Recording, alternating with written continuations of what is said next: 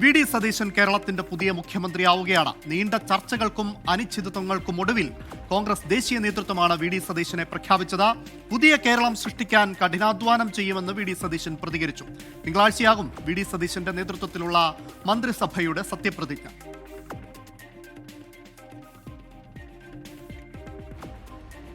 ചർച്ചകളും ആകാംക്ഷകൾക്കൊടുവിൽ വി.ഡി. സതീശൻ നയിക്കുമെന്ന ഡൽഹിയിലെ AICC ആസ്ഥാനത്ത് പ്രഖ്യാപനം. Based on all these discussions, it has been decided that Shri V.D. Satishan be appointed as the leader of the CLP. Thank you so much. സുപ്രധാന പ്രഖ്യാപനത്തിന് തൊട്ടു മുൻപാണ് എറണാകുളത്ത് നിന്ന് വി.ഡി. സതീശൻ തിരുവനന്തപുരത്തെത്തിയത്. രമേശ് ചെന്നിത്തലയുടെയും KC വേണുഗോപാലിന്റെയും പേരെടുത്തു പറഞ്ഞാണ് നേതൃത്വത്തിന് വി.ഡി. സതീശൻ നന്ദി പറഞ്ഞത്. ഇതൊരു ദൈവികമായ നിയോഗമായി ഞാൻ കാണുന്നു. വ്യക്തിപരമായി കിട്ടിയ ഒരു കാര്യമായിട്ടല്ല കാണുന്നത്. അതിനെ സഹായിച്ച ഒരുപാട് ആളുകളുണ്ട്. ഈ വലിയ വിജയത്തിന് ഞങ്ങളെ സഹായിച്ചത്, ഏറ്റവും കൂടുതൽ സഹായിച്ചത് AICC ആണ്. ആ AICCയുടെ പ്രവർത്തനങ്ങളെല്ലാം കേരളത്തിൽ ഏകോപിപ്പിച്ച് നടത്തിയത് പ്രിയങ്കരനായ അതിന്റെ സംഘടനാ ചുമതലയുള്ള ജനറൽ സെക്രട്ടറി ശ്രീ KC വേണുഗോപാലാണ്. ഇതിന്റെ ക്യാമ്പയിൻ കമ്മിറ്റി ചെയർമാനായിരുന്ന നമ്മുടെ മുൻ പ്രതിപക്ഷ നേതാവ് കൂടിയായിരുന്ന KPCC പ്രസിഡന്റായിരുന്ന ശ്രീ രമേശ് ചെന്നിത്തല, അദ്ദേഹത്തിന്റെയും പങ്കുണ്ട്. എന്റെ നേതാവ് കൂടിയാണ് ശ്രീ രമേശ് ചെന്നിത്തല. ഉച്ചയോടെ KPCC ആസ്ഥാനത്തെത്തിയ വി.ഡി. സതീശന് വൻ വരവേൽപ്പ്.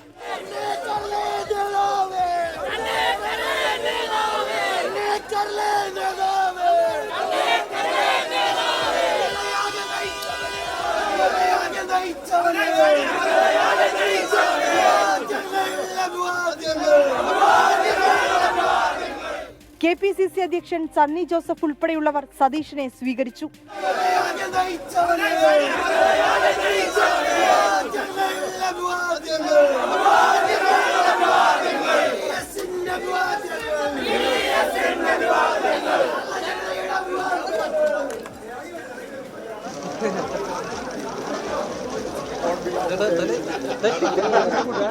മുഖ്യമന്ത്രി സ്ഥാനത്തിനായി അവകാശവാദം ഉന്നയിച്ച KC വേണുഗോപാലിനെയും രമേശ് ചെന്നിത്തലയും പ്രഖ്യാപനത്തിന് മുൻപ് നേതൃത്വം തീരുമാനമറിയിച്ചു.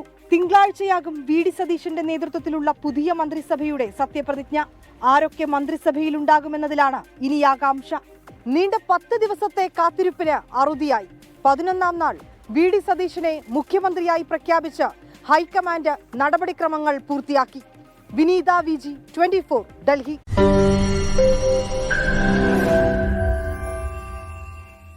ലോകത്തെവിടെയായാലും ഏത് സമയത്തും 24 വാർത്തകളും ഓഗ്മെന്റഡ് റിയാലിറ്റി പാക്കേജുകളും എക്സ്പ്ലെയിനറുകളും വിശദമായി കാണാൻ ഞങ്ങളുടെ YouTube ചാനൽ നിങ്ങൾക്ക് സബ്സ്ക്രൈബ് ചെയ്യാം.